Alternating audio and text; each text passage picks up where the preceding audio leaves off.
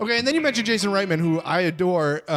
Big super producer. How did you connect with him? How did he start vouching for you? What's the reasoning? We have the same TV connection? agent. Oh, so okay. My agent was like, Jason wants to do TV.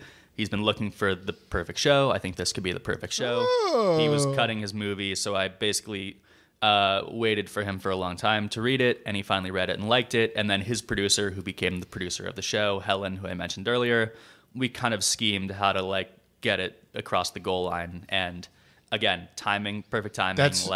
He was available at the right moment. He liked the script. I wrote a second script that he liked. He was like, I'll direct these. Hulu was looking for that thing at that time, and it was like, bam, bam, bam, 4 dominoes. That's amazing. Yeah, that's really so perfect. lucky. So the first 2 episodes, all written. Yeah. When they bought the show, did they want an arc from you and everything? How much of the show did you have in your head before? I had a couple thoughts. I had an idea of what the first season would end with. Yeah.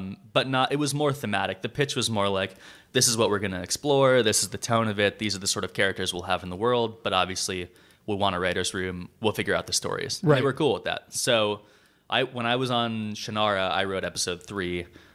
So I came into the room with 3 episodes written and then quickly wrote the 4th episode. So I basically from the beginning was like, I'm going to do as much of this writing as I can so they can't kick me off the show.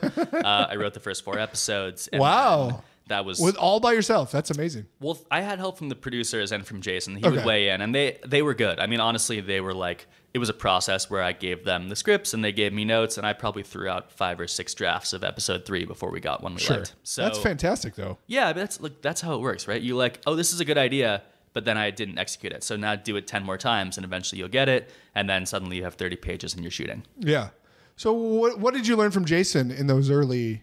Or now, whenever. I learned so much from Jason. It's hard to quantify exactly what I've learned. Mostly the thing I learned was, I think he was great at just saying, trust your instincts and your voice, write what feels true to you, and the humor and the drama will come out of that. So if you tell a true story and tell something that feels real, you can get so much out of it that you don't have to like push for jokes or like contrive the scenarios that lead to drama. Right. So that was, I mean, I think his career has been made off of people who are unique but also empathetic and human, and I think he made a brand on that, and he was trying to do that with the show. Yeah. So I just tried to fucking stay in that mold because God knows I love his movies too.